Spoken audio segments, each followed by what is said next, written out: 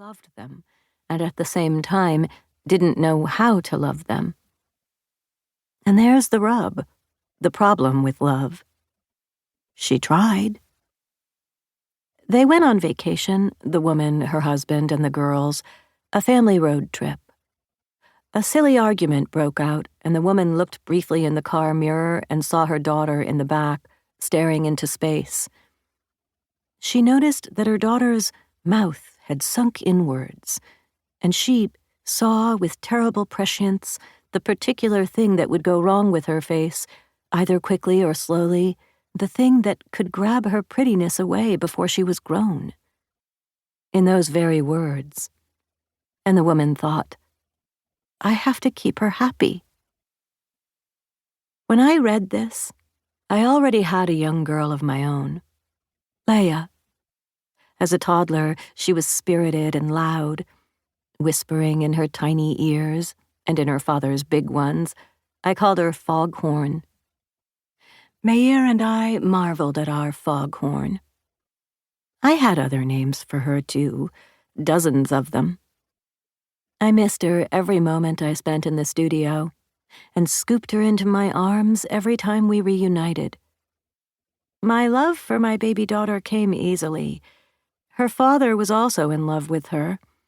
We talked about her every night after she fell asleep, thanked each other for the gift that was our girl. Everything that I had been denied I gave to her, and then some. And she loved me, too.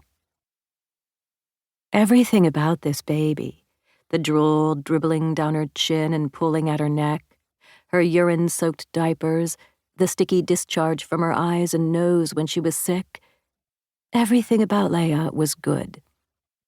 Sometimes, looking at her or sniffing her, I'd start salivating, feel a sudden urge to sink my teeth into her. I'm going to eat you, I'd tell her. I'm going to gobble you up. And Leia would laugh. I'd tickle her to elicit more of those roaring giggles.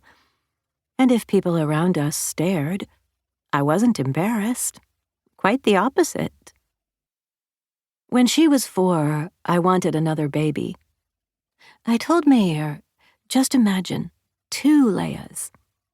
As if that somehow could have also meant say no, which he did. I was angry at him for months, until the whole thing fell by the wayside. Meir crossed into his 50s, we moved to a bigger apartment, arrived at the sweet spot of our careers, slept soundly, kept up with our 4-year-old, 5-year-old, 6-year-old Leia, lacked for nothing. And Leia grew up. Meir's younger brother, Yochai, who, like Meir, came to fatherhood late in life, tells me about his daughter. She was 7 when he divorced his wife. Now the girl is 8. And as he puts her to bed at night and kisses her forehead, tucking the blanket around her, her absence is already palpable. She's at once there and already gone, leaving him stranded between who she was and who she is yet to be. We meet at a small cafe downtown. Until Meir's death, we never really talked. Yochai was always bottled up around me, and when I get home that evening, I'm restless.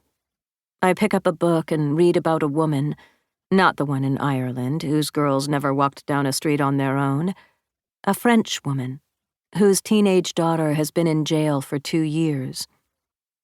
In the daughter's story, told from behind bars, she asserts that she was loved by her parents, perhaps even loved too much, and so she seems uncertain as to whether she was ever liked. I put the book down. The cover stares at me for a few long moments. I think I'm through with it. As I grew, the daughter writes of her relationship with her mother, I became for her the other side of the wall. I think about Leia at 14, 15, the perilous years. I'd studied her face hundreds of times, thousands, always thinking, you take my breath away. Sometimes I told her,